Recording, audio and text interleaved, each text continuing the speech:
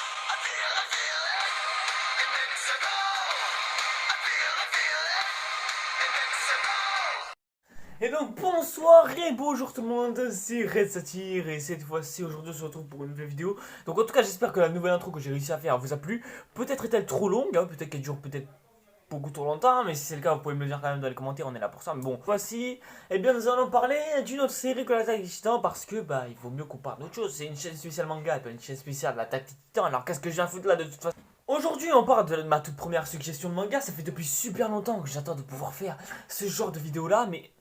Le moment semble s'être enfin représenté de toute façon, puisque cette fois-ci, nous parlons donc de Yakuzui no Neverland, ou The Promised Neverland, je sais pas du tout comment on le prononce en japonais, mais...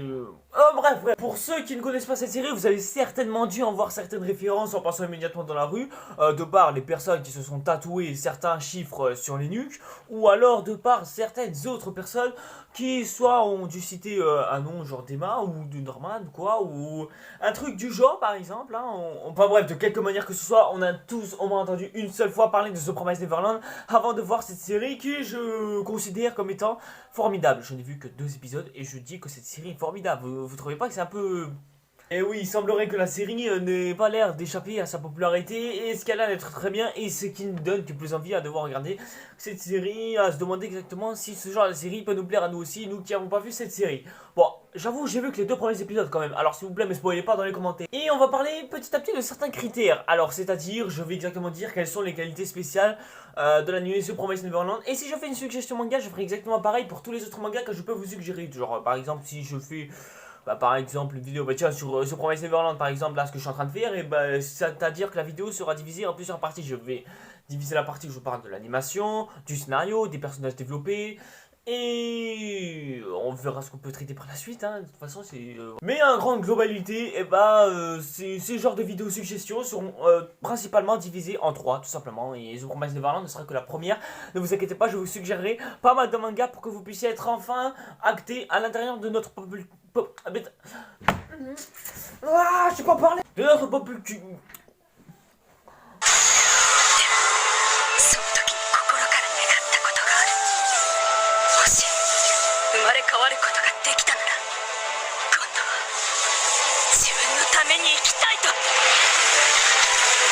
De notre pop culture manga. Voilà, ça y est, c'est bon. J'ai dit. Alors donc déjà, on va commencer par l'animation, le classique. Alors déjà, l'animation de The Promised Neverland est... J'aurais pu dire elle est classique, mais je veux dire, c'est une belle animation quand même. Et c'est vrai qu'on voit souvent des animations avec une belle animation. Et cet animé-là ne fait certainement pas exception, ça c'est clair. Et c'est vrai que l'animation là-dessus est clairement plutôt bien faite et plutôt réaliste, ça c'est clair. Il n'y a pas grand-chose à dire sur l'animation, mis à part que ça rend les paysages plutôt magnifiques et certaines tronches vraiment très réalistes quand même. Et surtout sur les personnages, on voit...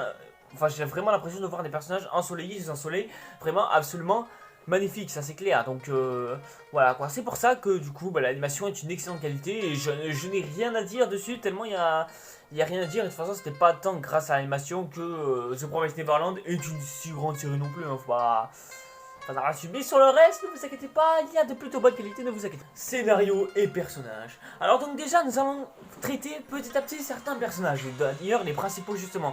Donc la personnage principale pour commencer n'est nulle autre qu'Emma, une jeune petite adolescente, eh bien, orpheline de 11 ans, qui est à l'intérieur d'un orphelinat en compagnie de certains personnages secondaires, dont notamment Norman et Ray. Rien à voir avec Ray dans Star Wars, hein, bien évidemment. On a ensuite la daronne, enfin leur daronne qui garde du coup la maison d'orphelin et qui elle ressemble plus à la réincarnation du Sœur Marteau que à une mère gartrice d'enfants en fait. Donc voilà, la particularité de cet orphelinat c'est que les enfants ont le droit de sortir d'ici dès l'âge de 11, 12 à 13 ans à peu près. Enfin il y a principalement des enfants qui sont possédés ici entre 6 et 11 ans. Et souvent, il y en a certains qui sont quand même recueillis. Donc, Et cette mère, qui nous a l'air bien intentionnée, bien évidemment, prend soin de ses enfants à un point qu'il leur offre même une école. Bon, comme tout orphelinat, mais celle-ci a l'air quand même unique et ça nous donne vraiment envie de vivre là-dedans, vous trouvez pas vous? Cependant, cet orphelinat cache un petit secret assez spécial et justement notre trio va être intrigué par ces étranges secrets et ce qui fait que du coup ils vont essayer de mener l'enquête pour savoir exactement ce qui s'y passe parce qu'on leur donne des règles fixes du genre par exemple ils n'ont pas le droit de sortir de quelconque enclos, ils doivent rester là où ils sont et ils ne doivent absolument pas bouger. C'est un peu comme une ferme quoi disons-le, mais une ferme, voilà quoi.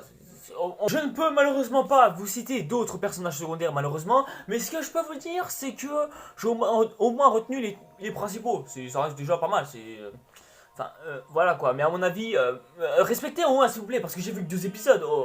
Eh bien, avec cette série, c'est que les personnages sont intelligents malgré leur jeune âge. C'est énorme. Moi, à 11 ans, j'étais encore en train de taper sur mon petit cahier du jour en CM2, alors que les gadgets, ils savent déjà faire des équations et tout quoi. Genre, c'est... Genre voilà quoi, vous à 11 ans vous faisiez quoi, vous étiez en quelle classe? Qu'est-ce que vous faisiez? Vous étiez en train de jouer à votre jeu vidéo sur Wii là, au dernier Zelda Skyward Sword là, vous étiez en train de faire ça? Ou alors vous étiez en train d'attendre la prochaine 3DS qui viendra? Ou alors vous vouliez savoir à quoi ressemblait la PlayStation 4 ou quoi que ce soit? Genre où vous étiez en train d'hésiter entre la Xbox 360 et la PlayStation, vous faisiez quoi à 11 ans? Et les enquêtes qui mènent justement au fil des épisodes, c'est-à-dire notre cher trio bien évidemment, et bien c'est justement très palpitant et chaque personnage en a chacun sa propre personnalité à un point qu'ils sont chacun attachants. On a par exemple Emma qui est du genre douce et on a Norman qui est le style intello et tout et Ray qui, bah disons-le, est un peu du genre agressif et du genre un peu raisonnable j'ai envie de dire. Ou alors je confonds les personnalités de Ray et Norman, enfin je crois, je sais pas mais déjà je les confonds assez souvent tous les deux alors... je crois que ouais. Et il y a aussi un peu plus en avant les autres personnages principaux plus jeunes. Et on a notamment le départ de certains qui peuvent en attriser certains. Mais néanmoins... Tu crois j'ai le temps de parler avec toi? Arrêtez tous m'appeler, c'est quoi? Comme je le disais, c'est vrai que certains départs de certains personnages dont on s'est déjà attaché en est quand même très brisant au cœur. Et souvent, à certains épisodes, on risque déjà de pleurer. J'ai déjà pleuré un petit peu pour le départ d'une seule personne au premier épisode, ce qui fait déjà beaucoup. Enfin, pleurer.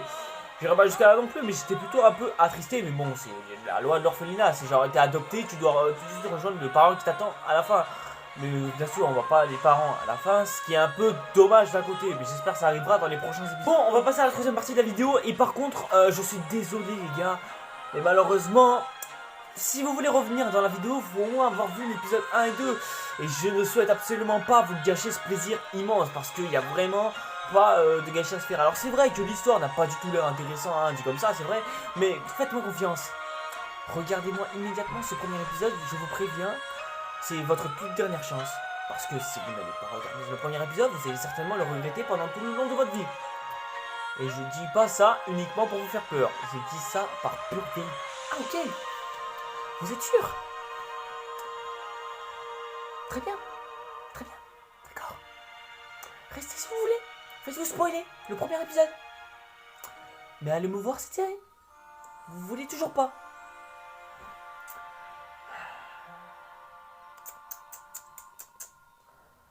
Comme vous voulez. Mais venez pas pleurnicher dans les commentaires.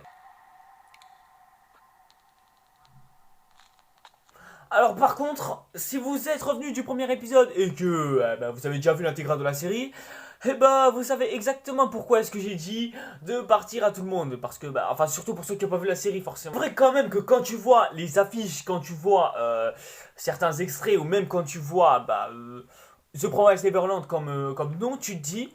Bon, ça a l'air un univers heureux, ça a pas l'air intéressant, y a rien de spécial là-dedans, etc., etc. Mais bon, quand t'as fini le premier épisode, t'es vraiment sur le cul, quoi. T'es vraiment en train de te dire, oh la vache.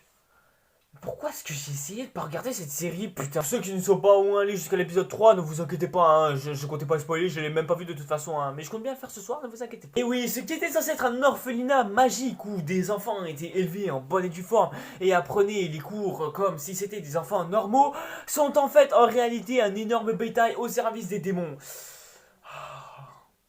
Mais pourquoi est-ce que la daronne, du coup, elle aussi fait pas partie du... Eh oui, des démons vivent en réalité au sommet du monde et ils siègent sur la société même. Et donc, du coup, ce qui fait que maintenant, les êtres humains sont considérés comme étant du bétail. Et même la petite fille de 6 ans qui était censée rentrer, et bah, en fait, devait servir de nourriture. Bien évidemment, Emma et Ray, ou Norman je crois je confonds, qui ont voulu apporter la pluche à leur ami qui a décidé de... enfin, qui était enfin préparé à partir, et ben en fait, bah du coup, ne verra jamais. Et oui, ils ont vu ce monde, et ce monde n'est pas du tout celui qu'ils espéraient, parce qu'en réalité, c'est un monde possédé par les démons, possédé même par des créatures, mais vraiment terrifiantes à voir. C'est assez terrible. Tout ça est arrivé juste parce qu'ils voulaient rapporter une pluche à leur ami quand même, c'est... Eh oui, nous qui pensions vouloir voir quelque chose d'heureux, la terrible désillusion est si terrible que ça, visiblement. Du coup, en Emma étant traumatisée, hein, et d'ailleurs, justement, en parlant d'Emma, vous avez pas remarqué, elle a la coupe de Méliodasme en plus orangé? Non, parce que je dis ça, c'est un détail, hein, c'est tout, hein, mais... Du coup, maintenant, on remonte cette fois-ci à l'épisode 2, cette fois, hein, puisque bah, maintenant, l'épisode 1 est passé, bah, on en vient à maintenant le traumatisme et voir ce qui va se passer dans l'épisode 2, bah, ce qui fait que maintenant, nos héros vont devoir agir, sauf que du coup, bah, la daronne a malheureusement tout prévu, elle était plus intelligente que ça. Merde. Mais bon, je suis sûr qu'ils ont un plan, et puis... Ah! Ah merde! Il y a encore une autre qui a décidé de se joindre à eux. Ah mais ouais, du coup, ils sont un peu plus dans la merde maintenant. En plus, celle-ci, elle a l'air vraiment très forte, hein, pour nous. Et voilà, c'est ainsi que je m'étais arrêté la dernière fois que j'ai regardé la série The Promised Neverland. Mais bon, du coup, il ne me reste maintenant plus qu'à regarder l'épisode 3 dès ce soir. Et ne vous inquiétez pas, je suis sûr que je vous mettrai au courant.